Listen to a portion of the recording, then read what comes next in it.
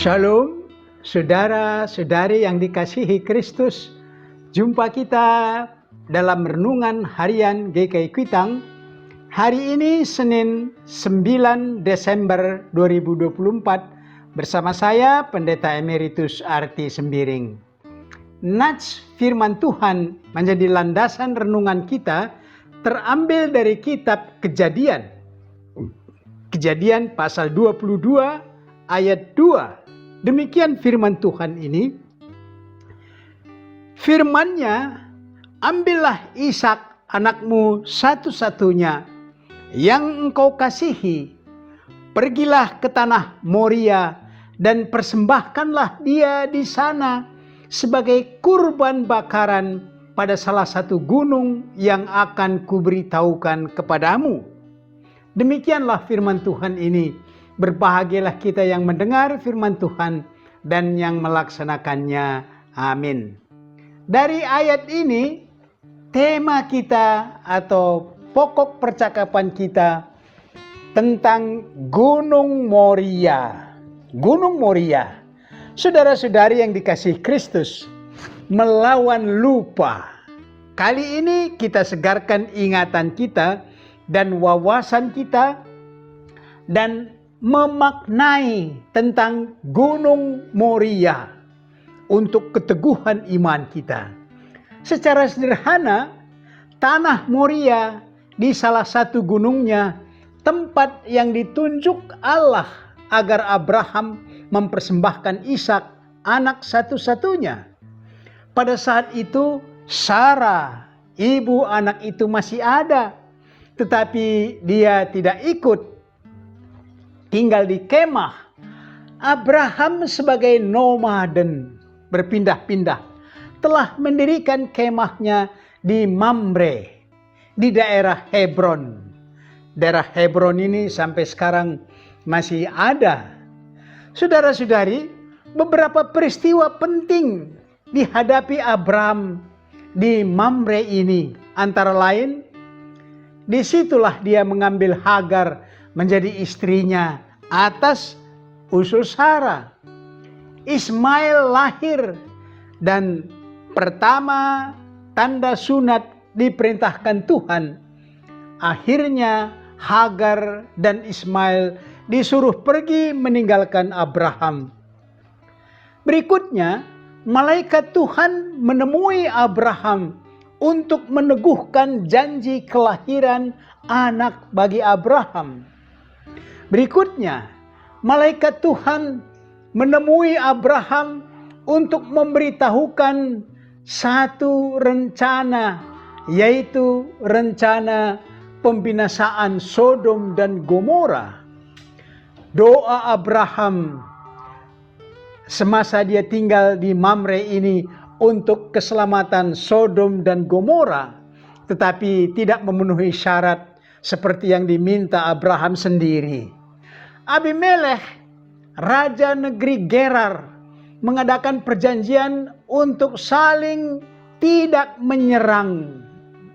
Di Mamre inilah Ishak lahir dan kemudian Tuhan meminta agar Abraham mempersembahkannya sebagai kurban bakaran. Itulah Mamre. Nats renungan kita menyebutkan Ishak anak tunggal yang dikasihi Abraham dan tentunya juga dikasihi oleh Sarah ibunya. Permintaan Tuhan ini penuh dengan pertanyaan.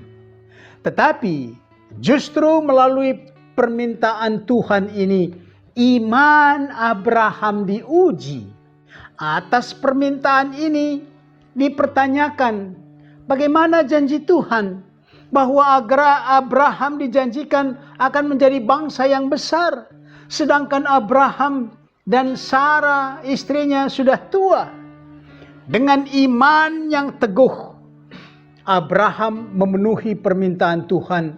Dia mempersiapkan segala keperluan seperti pisau, kayu bakar, api, dan keperluan untuk perjalanan seminggu lebih bersama hamba-hambanya yang menyertai dia.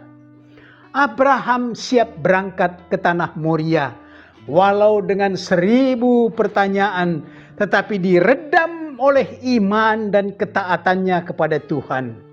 Di perjalanan, Ishak sempat bertanya, "Ayahku, di sini sudah ada api dan kayu, tetapi di mana anak domba untuk korban bakaran?"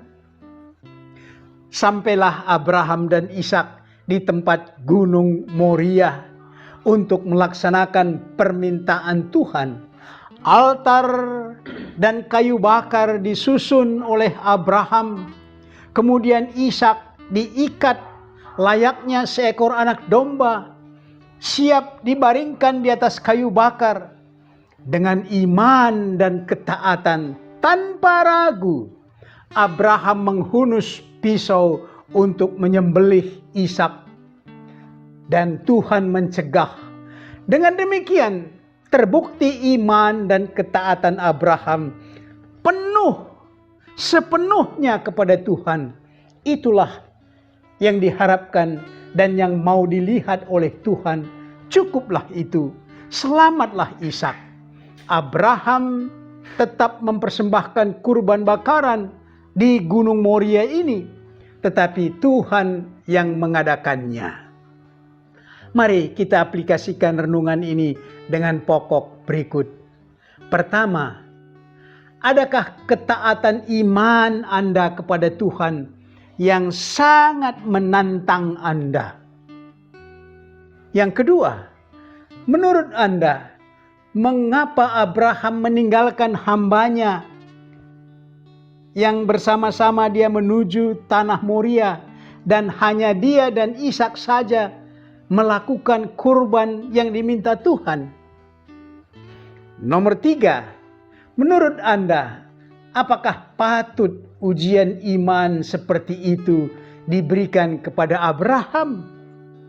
Mengapa? Mari berdoa.